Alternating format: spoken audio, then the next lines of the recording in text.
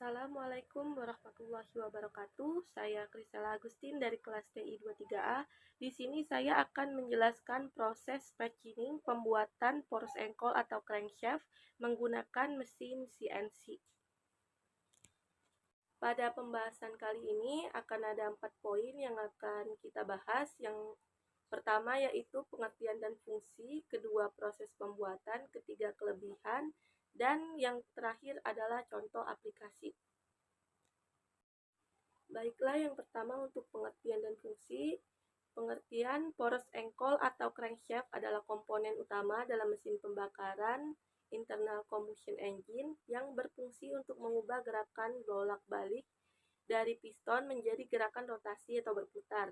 Crankshaft ini terletak di bagian bawah blok mesin dan terhubung langsung dengan piston melalui batang penghubung yang disebut dengan connecting rod. Fungsi poros engkol yaitu 1.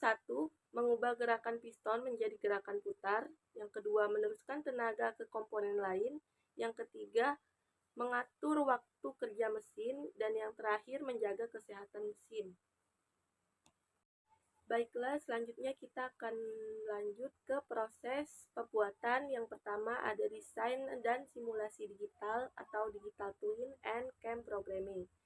Yaitu langkahnya, desain proses engkol dibuat menggunakan Computer Aided Design atau CAD. Simulasi pemesinan dilakukan dengan Computer Aided Manufacturing. Digunakan konsep digital twin yaitu model digital lengkap dari proses manufaktur dan proses engkol. Proses simulasi CNC dilakukan di software seperti Siemens NX, Masterroom, atau CATIA. Selanjutnya ada pemotongan kasar atau roughing dengan 5-axis CNC mesin.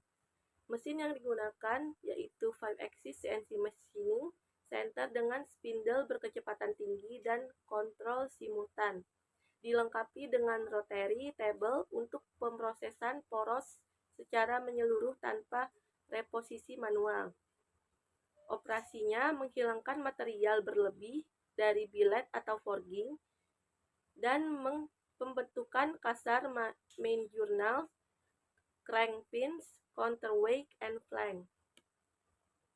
Langkah selanjutnya yaitu machining presisi tinggi menggunakan mesin CNC crankshaft milling or turning centers generasi terbaru seperti Mazak Integrax, DMG Mori, CTX Beta TC, atau Image VTC series.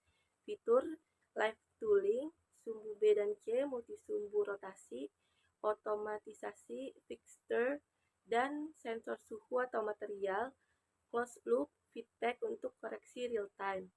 Operasinya turning journals dan crank pins dengan presisi mikron.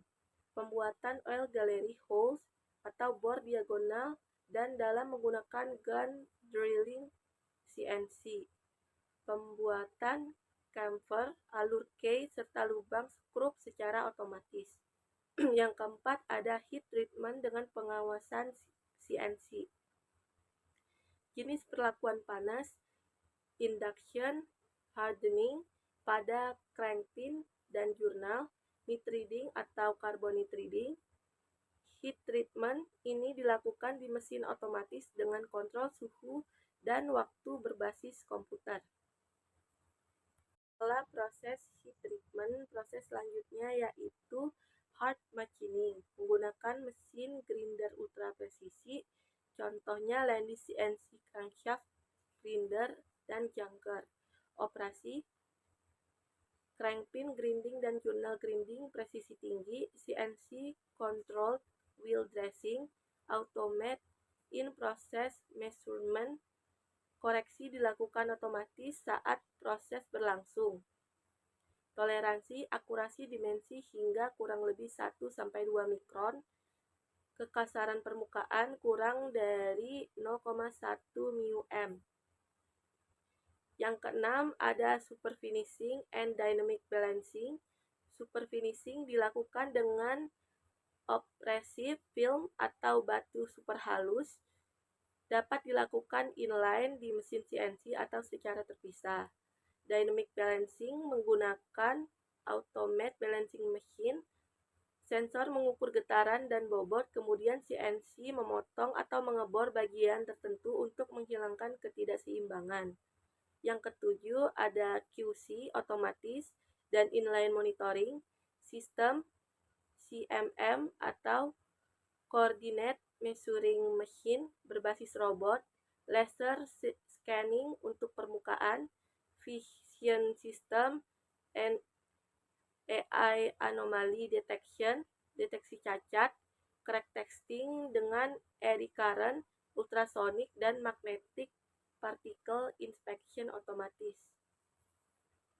Adapun kelebihan membuat crankshaft dengan mesin CNC super canggih yaitu presisinya yang tinggi karena akurasinya hingga kurang lebih 1 mikron dan permukaan sangat halus.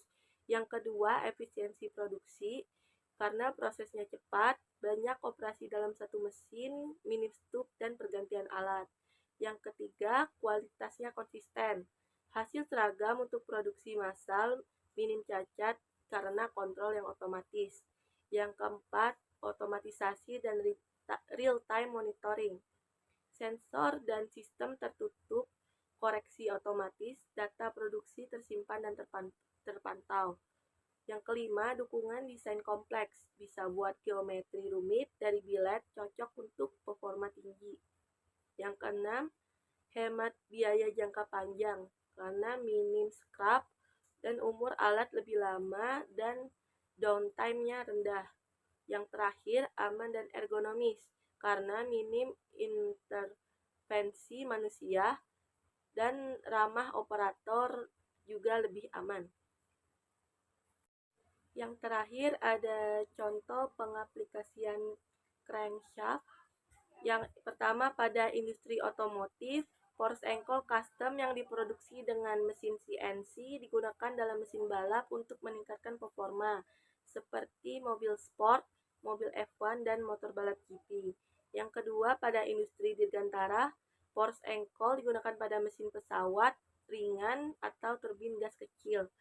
Yang ketiga, industri kelautan. Force ankle digunakan untuk kapal besar, kapal kargo, atau kapal penumpang. Yang keempat, industri manufaktur dan energi. Mesin pembangkit listrik diesel, mesin kompresor industri. Yang terakhir, riset dan prototyping. Pengembangan mesin eksperimental, kendaraan listrik hybrid dengan internal combustion range extender. Baiklah, sekian penjelasan dari saya tentang proses machining pembuatan crankshaft atau force ankle menggunakan mesin CNC. Selanjutnya di sini saya akan memaparkan atau memberikan sedikit video contoh dari pembuatan crankshaft menggunakan mesin CNC. Sekian dari saya tutup. Wassalamualaikum warahmatullahi wabarakatuh.